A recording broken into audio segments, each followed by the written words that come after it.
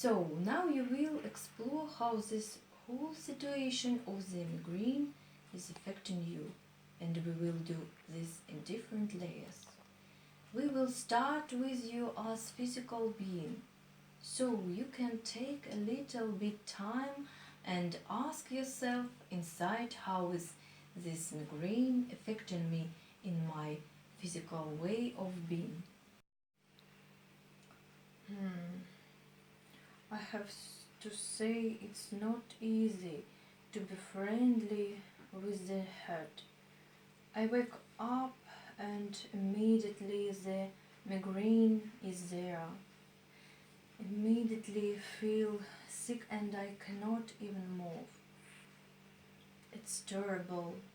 I'm stiff and stay in bed and I cannot bear any sound or light. I cannot do all the things that I would like to do. It's like being in prison, really. I feel frozen, immobilized.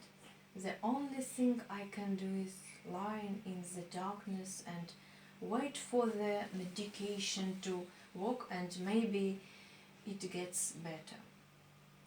Okay. And there are so many days like that in my life. So that's a real terrible situation.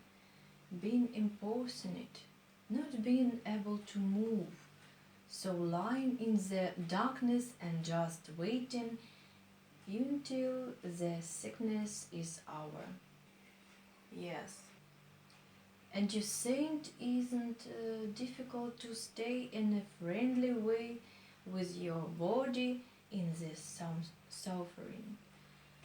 May I invite you just to try how does it affect you when you can just be with yourself with all this suffering, like you are sometimes with your grandchild.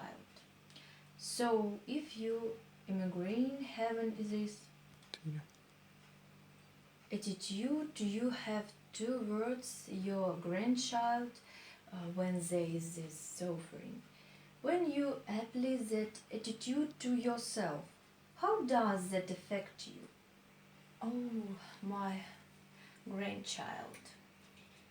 That's easy to feel tenderness and be very, tender with her, but doing that for myself. Yes, I do understand that's more difficult. Yes. But give yourself some time to try it and just experience whether there's some change when you try to be friendly with your physical beings and the way you have to suffer. You know, I often try to have some retinential thoughts. Okay, my body needs a pause and things like that. But it's hard, it moves me when I hear you saying, it is true, it's harmful in this prison. Acknowledging instead of ignoring. That makes so much difference. That was never done in my family. Okay. Not used to acknowledge your suffering. Okay. And in your family that was very unusual. To acknowledge your suffering. Yes. So there you learn to ignore your suffering. Yes. Okay. Yes. So with this issue of your family, we arrive at the social dimension. So maybe you can say a little bit more about your experience in your family. How is it related to your migraine in some way? You know, in my family, when I think about it across the generation, every had or now has migraine, and the only way we learned to cope with it was ignore it and to go to school, university, work. But first and foremost, not to talk about it. Okay, okay. No, one never know. We were always held in the pain. Okay, so you learned not to talk about it and always hide whatever was there. Yes. So this must be unusual for you now than to talk with me about your pain. Yes, it is. When I'm talking about it as I do now, there are ways, these old voices in my heart telling me, but don't make it bigger than it is. All people have something that they suffer from. Yes, of course, that's true. All people have something they suffer from, but that doesn't mean that it's not alright to talk about it. For me, talking about your suffering is more like a way of being friendly towards yourself, and recognizing your suffering can be a way to improve your well-being. So I just wonder how it's for you now that you can feel. It's okay to recognize it. Yes, it's said. Said. Okay, okay. It's said. I'm really not used to talk about these things, and I also feel unmet. Okay, okay. So with this feeling of sadness, shame, we arrived in the personal dimensions. So I was wondering your personal feelings around this whole situation of the migraine. You mentioned already your sadness, your shame.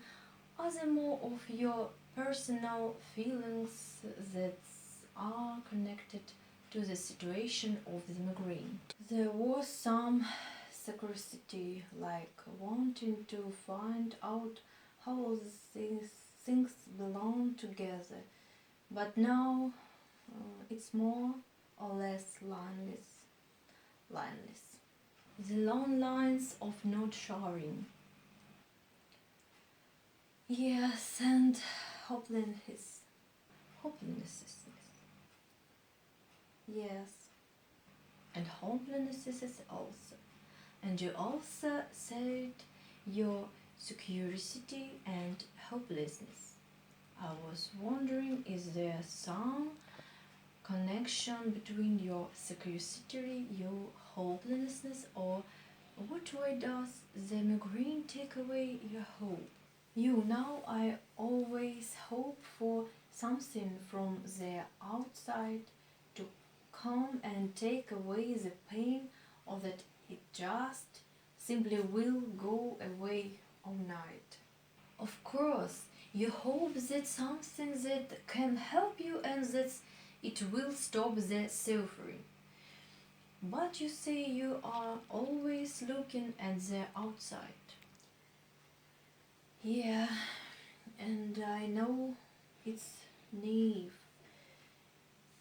but that's what I do.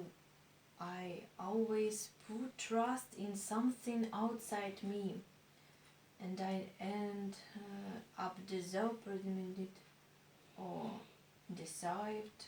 I never put trust in myself. So you discover how you trust the outside and hoping for medication or other solution, but trusting in yourself, that's difficult. I wonder what could help you to really trust. That looks as if this is a strange question. Yeah, my first idea is I don't know. I really don't know. Okay, but it's good to take your time and ask inside therein your wiser self that sometimes some sense of it you trust at a deeper level. Then I think of nature. Nature, yes, like trusting that the seasons in nature have an order.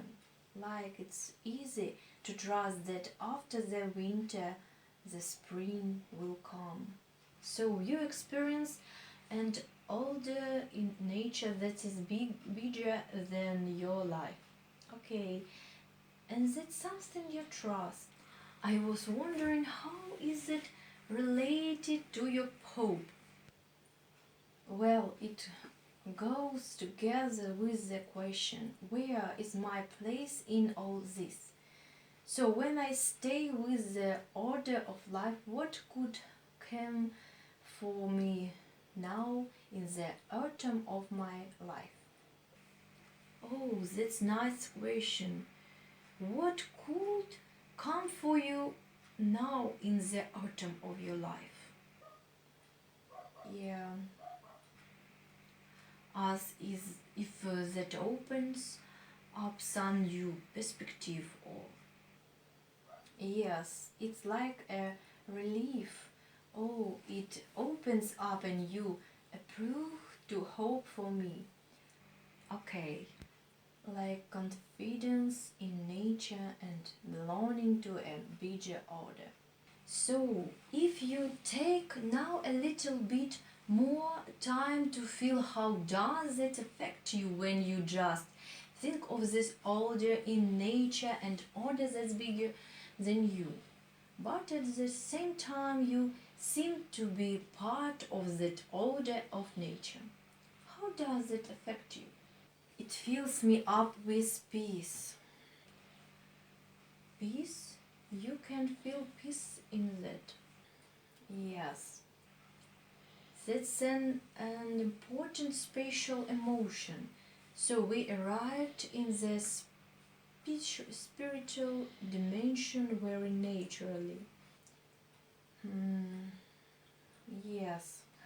Thank you for sharing and for opening up yourself to this new experience and giving yourself this new perspective. It's very different from where you start and by being impersonalizing.